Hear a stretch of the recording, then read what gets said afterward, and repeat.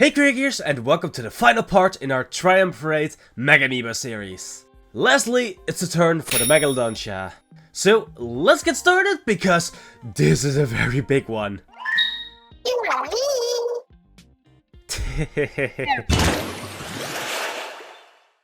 Finally, we get to show off the full initial process, with us starting with a big paper base that we then cover with aluminium foil. Just like the other ones, just like this.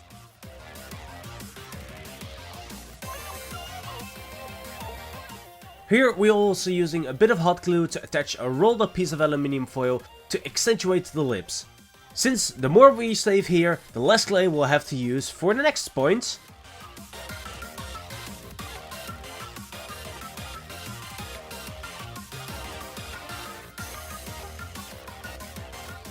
Because now we get to cover all of this with a layer of air drying clay. Here I use a plastic surface and a piece of PVC pipe to roll out a piece of clay into a sheet. I then place it onto the aluminium figure and then I sculpt it into shape. Here I go around the bottom first to be able to add a sturdier base to prevent the statue from falling over each time as I work my way to the top of Megalodontia.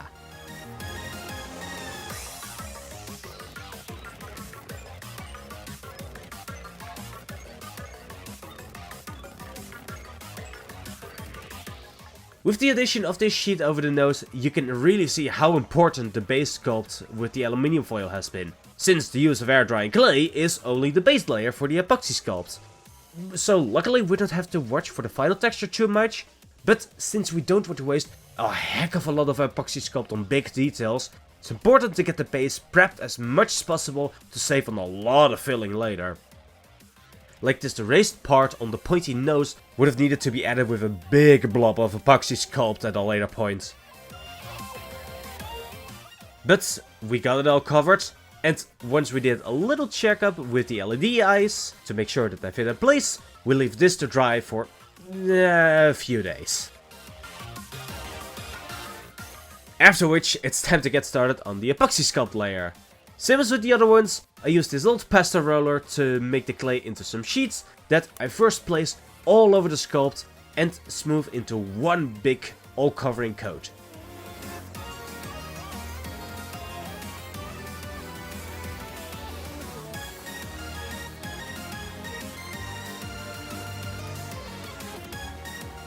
Once we have it all coated with clay, I even use some silicone tools to smooth out the clay.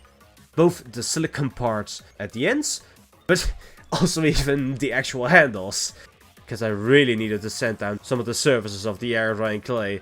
So we had quite a few bumps, so a bit of a firmer touch with the solid wooden handle was necessary.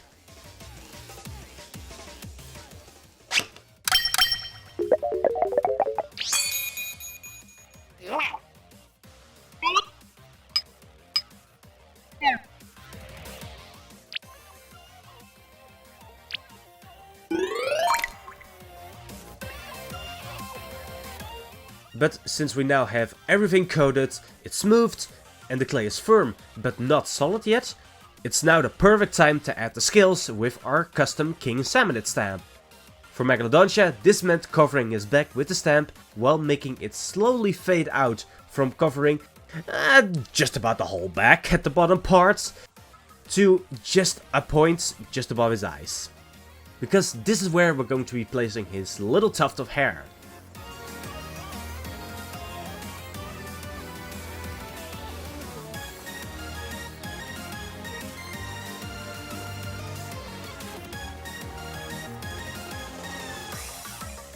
By pressing this little blob of clay with a small aluminium base into the rest of the sculpt, I get a sturdier base to work from for the rest of the spikes in his hair.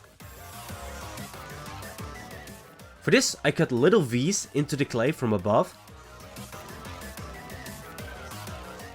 and then using a flat silicone tool, I press these small spikes outwards and then smooth out the sharp edges. But I still make sure that I don't go too far into the clay with the knife, so I don't accidentally reveal the aluminium foil underneath. And this I then repeat all around the little blob of clay. After all of that has had a chance to completely dry, it's time to rip out all of the paper filling. And now for the biggest part of Megalodontia, his teeth. To make these with clay would have been a whole work and a half.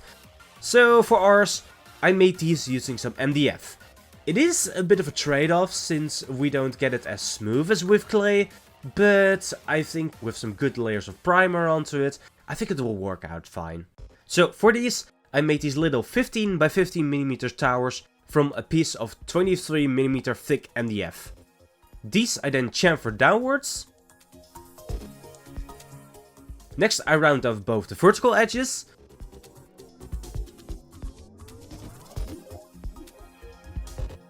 As well as the horizontal edges. And then I also remove the sharp points left over on top. And then just repeat this about, I don't know, 30 times. And that's not all, because now that we got the basic shape done, we still need to add more depth to the teeth. So using this teardrop shaped diamond bit, I grind a vertical groove into the middle of each of the sides of the teeth, while making it deeper and wider towards the top. And then all that's left is to connect the 4 lines at the top and add a bit more rounding to the corners, and lastly remove most of the blowout. I did still need to sand them all by hand, but this is most of the work that you'll need to do to get the teeth.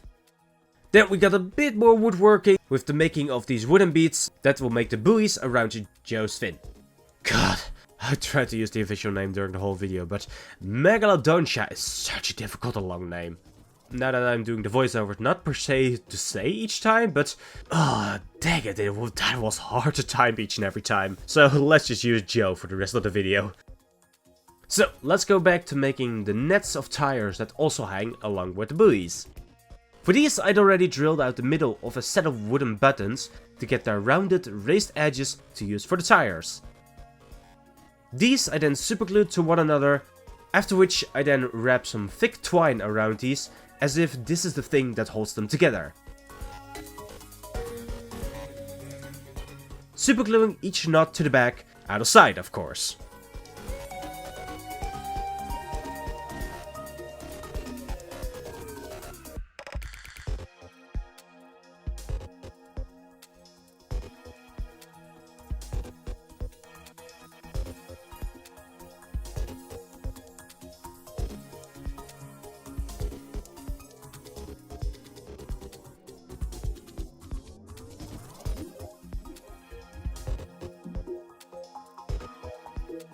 All the while I still leave enough rope at the end of the tires to weave the wooden buoys through, although I will not be gluing these until we have them actually placed onto Joe.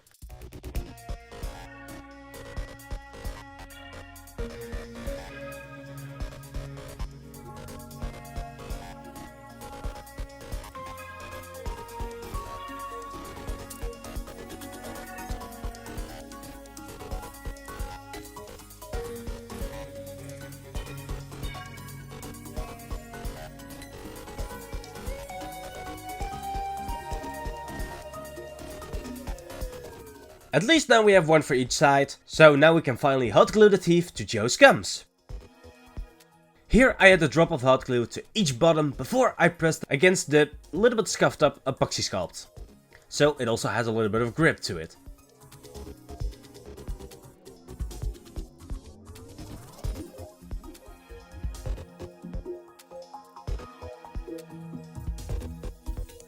With a nice row of teeth in the front, but two separated teeth at the back of the mouth. Dude, you need to floss more. Then, to help hold them in place, I also add a drop of super glue on the places where the teeth are touching.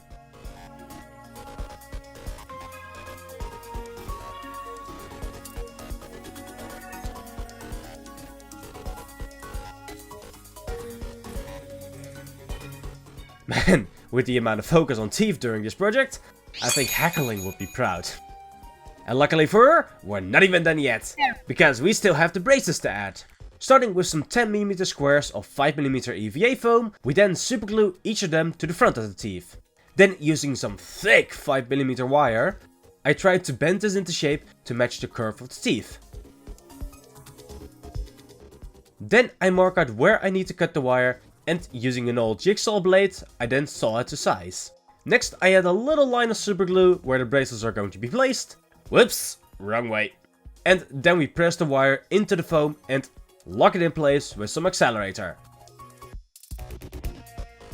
Sadly for Joe, he needs a little bit more support than just these on his chompers. So we start here with this apparatus that I tumbled together out of all kinds of wooden pieces that I had laying around to best match the shape of the brace in game. Here we then use more hot glue to hold it in place, matching the angle of the other one on the other side.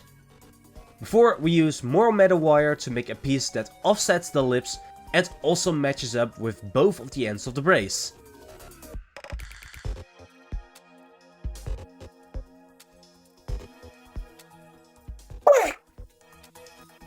Sorry, it's really tough to get this thick wire perfect because I can barely mold it with my hands. And you know what they say? Measure once, cut twice. But I think I got it now. So, let's go and superglue this to the base of the braces.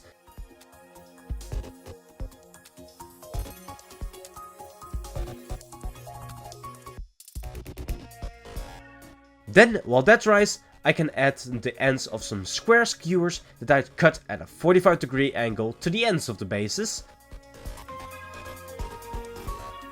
And add a rhinestone on top as a rivet. And also to hide the seam a little bit. And these will then be where we add the third line of wire along his mouth. So again, more bending the wire into shape to match the mouth and to end up at both points on the brace.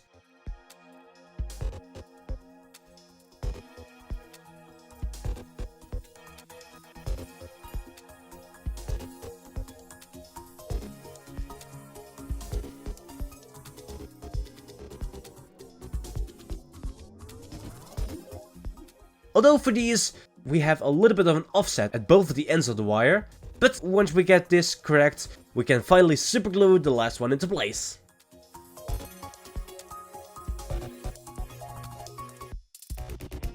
And finishing off with the addition of the bracers in between the wires. So after a few rounds of trial and error, we get these 3 lines between all of the wires. And along with that, we also superglue the tires into place, which also means that we can glue the buoys in place along his fins.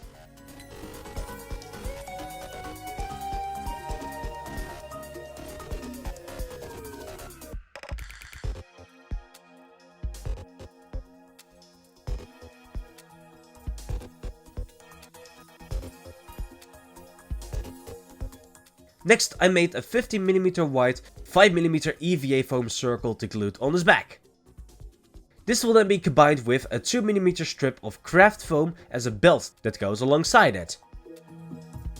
Luckily, here I was able to guess the piece that I needed to cut out of the belt, and because this was made close enough, I was able to use the flexibility of the foam to take care of the rest. Now I just needed to glue it in place to where it ends up in the same place as the buoys, and then we can cut it to size.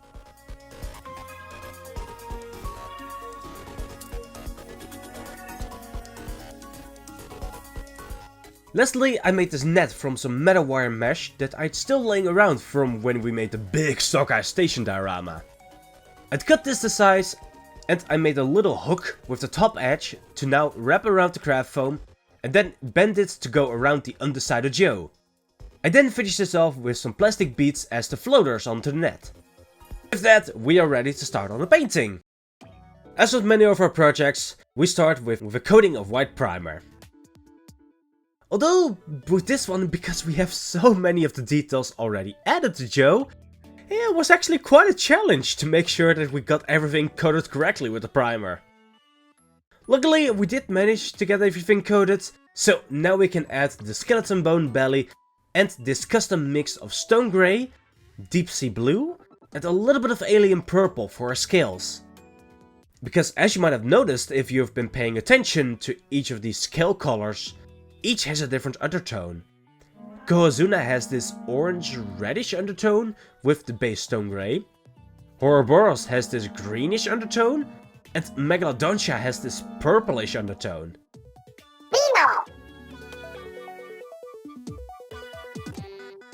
Thank you Rob from the Discord server for pointing out that during the Ouroboros MEGAmiibo video, we said Ouroboros instead of Ouroboros. And luckily it was a quick fix on like the title and the thumbnail, but I'm not going back through the whole video to correct that mistake. Sorry guys. But now back to this project, because not only have we airbrushed the back and the belly, in the meantime I'd also airbrushed on a coat of alien purple on his mouth and his lips. Although some touch-ups with the brush were necessary, because of all of the braces around it, and I do not want to cover all of the teeth with purple. Let's leave some white on there. And while we have the brush out, we can also work on the little tuft of hair by adding a coat of deep sea blue mixed with a little bit of black as a base.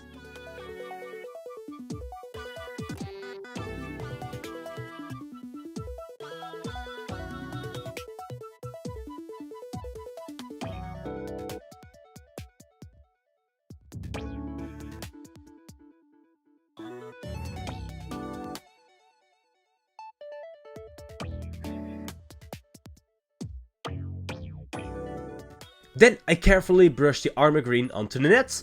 We might not have made them big enough to see the pants, but we still managed to find a way to get that in there.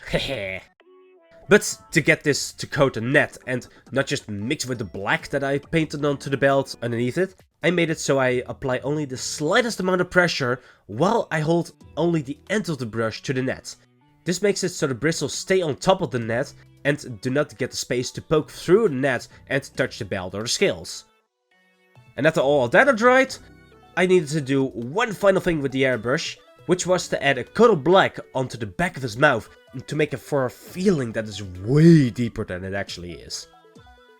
And this I then finish up with a coating of orc's blood on top of all of the high spots, like the ridges on his mouth, also the top of his tongue,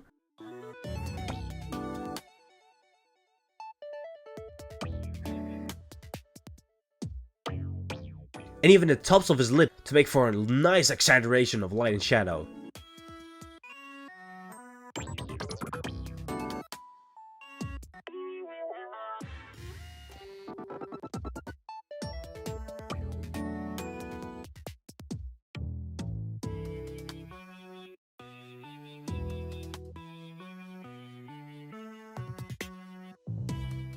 Next is a bit of oak brown for the ring on his back.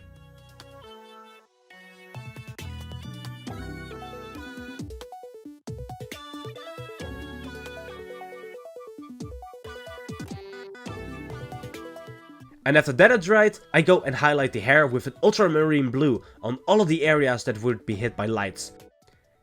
As much light as that would receive while he's chomping up towards his next inkling or octoling victim. But here we can also use this blue on all of the floaters around the nets.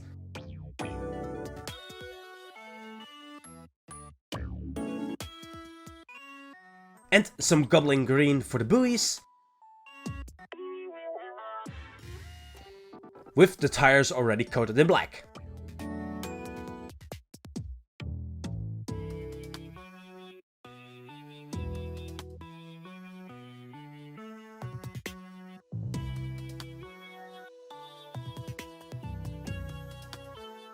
Lastly for the hair, I go over all of the tips of the hair that get hit by light with some crystal blue as the lightest shade for the blues. I should have also added some highlights onto the buoys. Missed opportunity.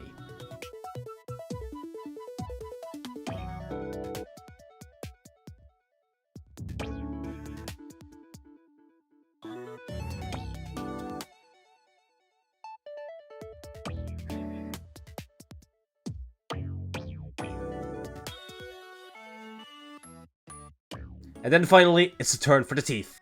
With this gross mix of ash grey and mummy's ropes for a very dirty base that I cover all of the teeth with.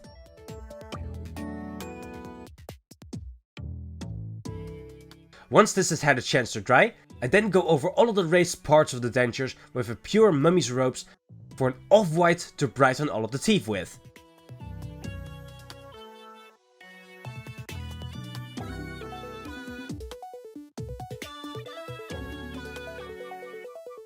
Once the teeth are done, I can then continue to work outwards by coating all of the brackets with a coat of shining silver.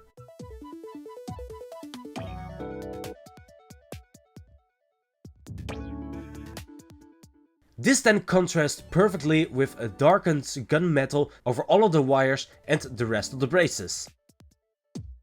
Once this is then dry, I then dry brush all of the gunmetal with this rust effects paint to put some age and wear into the metal. Giving everything a once over, adding a little bit less on the edges and some more in some nooks and crannies and different kinds of corners.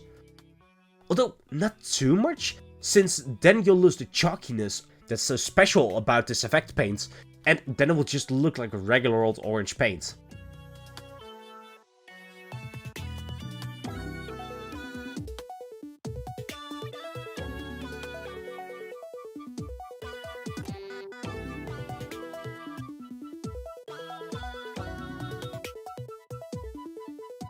Then we finish this with some plate mail metal on the big bolts and the smaller rivets, and then some edge highlights to bring back a little bit more of the metallic vibe.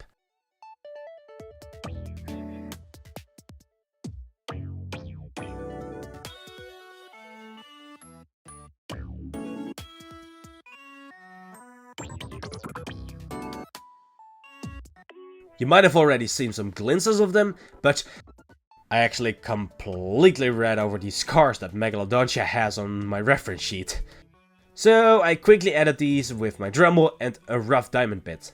Then I painted these with a coat of tanned flesh to give the impression of a closed off wound. I then finished this effect with a coat of flesh wash to bring more focus to the texture that I purposefully ground into the scars.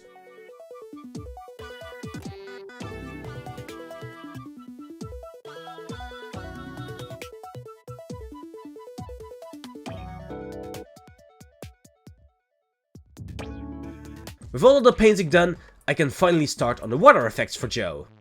For him, I'd already prepared this wave that I can wrap around him by placing some hot glue into the shape of the waves on some parchment paper.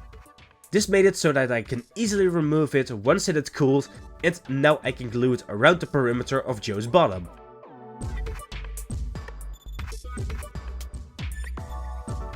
Although some encouragement with a lighter was still necessary, luckily the hot glue is very easy to work with, so I can bend and cut the wave to best match the shape of the wave that I would need around each specific part. Although if you're gonna do this at home, please make sure that you're very careful with the lighter, or ask a parent or guardian to help with this kind of stuff.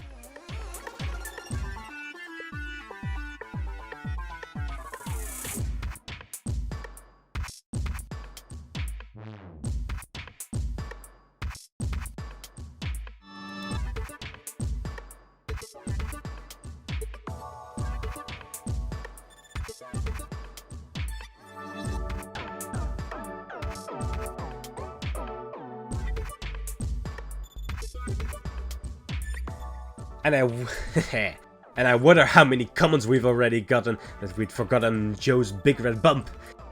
But don't you worry, we've most certainly not forgotten about such an important detail. Took a little bit longer to get featured because it's actually going to be part of the LED lights that we will include with Megalodontia.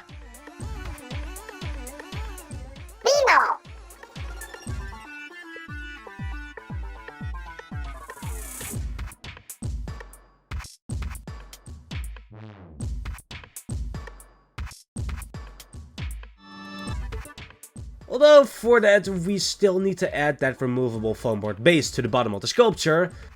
Luckily for us, we have a lot more working area now in comparison with the other ones.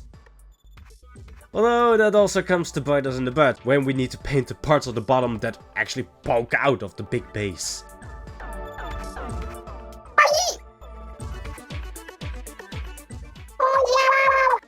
Hehehe. Well, at least for now, let's just focus on adding the coat of orc flesh contrast paint to all of the water effects.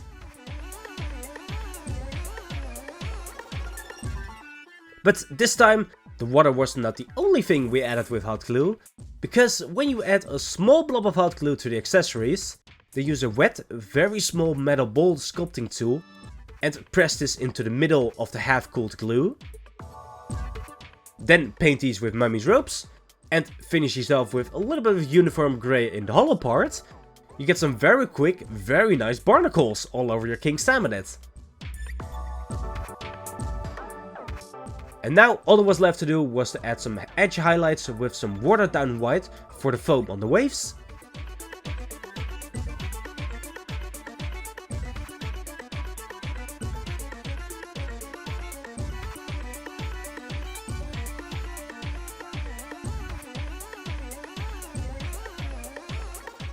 And once those are dry, we can add the gloss varnish over the whole figure, except for the barnacles, the belt and the braces.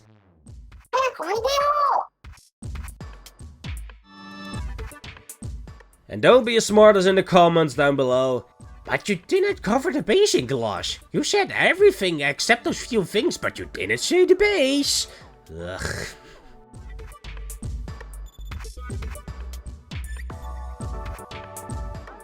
At least for now, we can finish this off with an actual bandage on the big bump.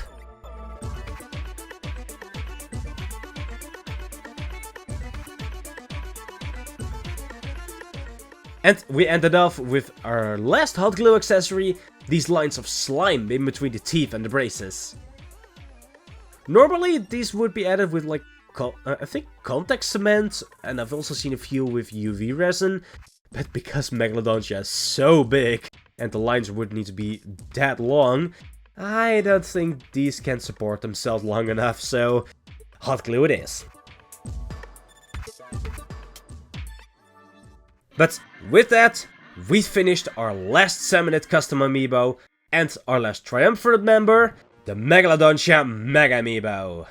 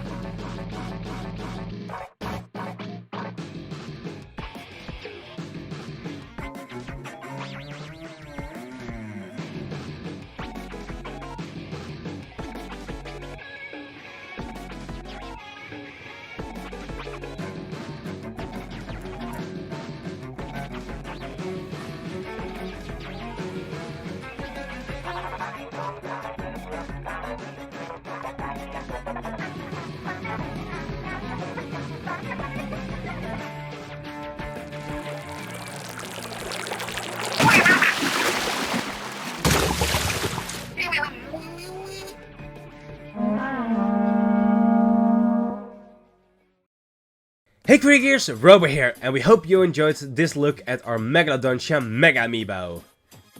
At last we've finished our Salmon Run custom amiibo series. So, what now? I mean, I would love to do that. But I don't think we'll ever get noticed by Nintendo of NL to be able to do that. Well, at least we've already got our next amiibo series already in production. So, I hope you've enjoyed the end of one series, but that you'll also look forward to many more future projects. But that's going to be all from us for now.